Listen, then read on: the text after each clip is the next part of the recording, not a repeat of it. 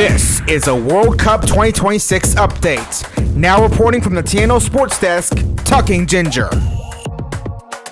Happy Friday, everybody. I'm Talking Ginger, and welcome to Day 9 of the FIFA World Cup.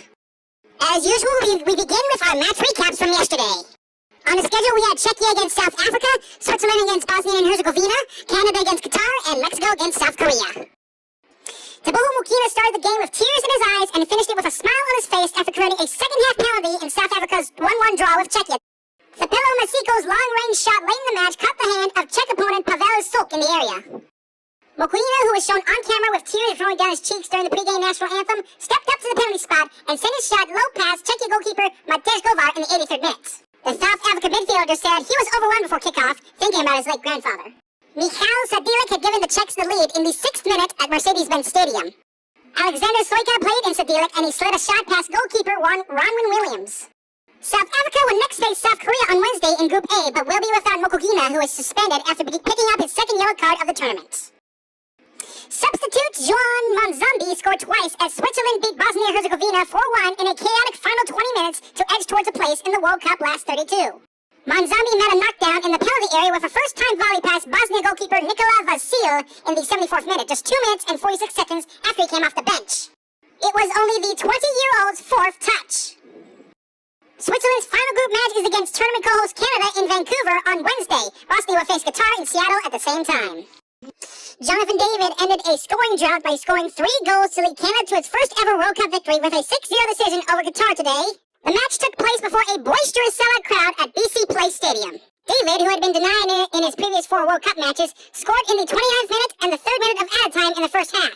Kyle Larin also scored for Canada in the 16th minute, bringing an explosion from the crowd of 52,497.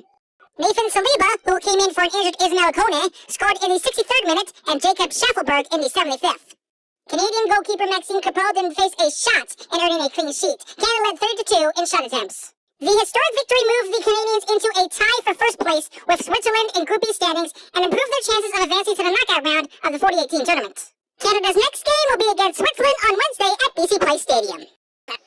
Mexico took advantage of a defensive blunder by South Korea to win 1-0 yesterday and become the first team to advance to the knockout stage of the World Cup. It marks a major triumph for Mexico, which failed to get out of the group stage in 2022 and now has won twice on home soil in front of jubilant crowds. Mexico will also now play at least its next 2 games and possibly 3 in its home country. Now let's take a look at the 4 games we have lined up for today. We have the United States against Australia, Scotland against Morocco, Brazil against Haiti, and Turkey against Paraguay. The United States began the World Cup in electric style, demolishing Paraguay by a 4-1 score that built excitement for the U.S. MNT's potential on home soil this summer. Now, with Mauricio Pochettino's side aiming to secure a knockout stage spot and put themselves in pole position to win the group, they meet Australia in Seattle today. However, the World Cup co-hosts may have to do so without their most popular star, who is struggling with an injury ahead of the game.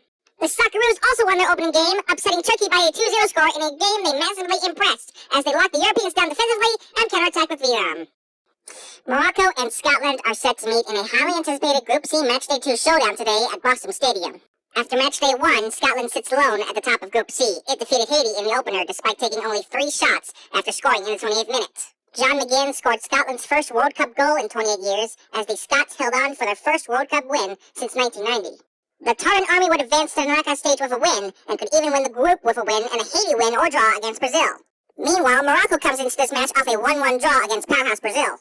While it only escaped the game with 1 point, Morocco outshot Brazil 12-3 in the first 31 minutes of the match. However, the Atlas Lions were outshot 9-2 the rest of the way. 4 years ago, Morocco made a semi-final run for the ages after coming into the World Cup at 200-1. Now, after being ranked 7th by FIFA, its expectations have been raised. I'm sorry about that, folks. Moving on here, and Brazil's draw with Morocco in their opening match left fans with more doubts than belief, with millions wondering if the record 5-time champions are still among the world's best teams. Having slipped to 3rd in a group that they were expected to dominate, Brazil has now faced Menos Haiti in their second group game, needing a World Cup reset. Head coach Carlo Ancelotti will need to address several shortcomings with his team if he wants to avoid another disappointing performance during the group stage. And finally, after both suffered defeats in their respective World Cup openers, Turkey and Paraguay will be desperate for a win when they clash today at Levi's Stadium in Santa Clara. Turkey came into the World Cup as the favorites to win Group D, also consisting of the U.S. men's national team and Australia. Yet the European nation, who waited 24 years to return to the world stage, stumbled against the Socceroos in a shock 2-0 defeat on Sunday. Paraguay suffered an even worse fate, falling 4-1 to the USMNT in its opening match. Manager Gustavo Alfaro called the result a very painful lesson. And keep in mind, Paraguay has not competed in the World Cup for 16 years. Each with 0 points, there's little room for error for Turkey and Paraguay. Both sides know another defeat makes an early exit extremely likely, putting the pressure on their upcoming meeting in California. And that's going to wrap it up for today's Daily Update. I'm Talking Ginger. Enjoy the games, and I'll see you tomorrow for another update. This has been a World Cup 2026 update.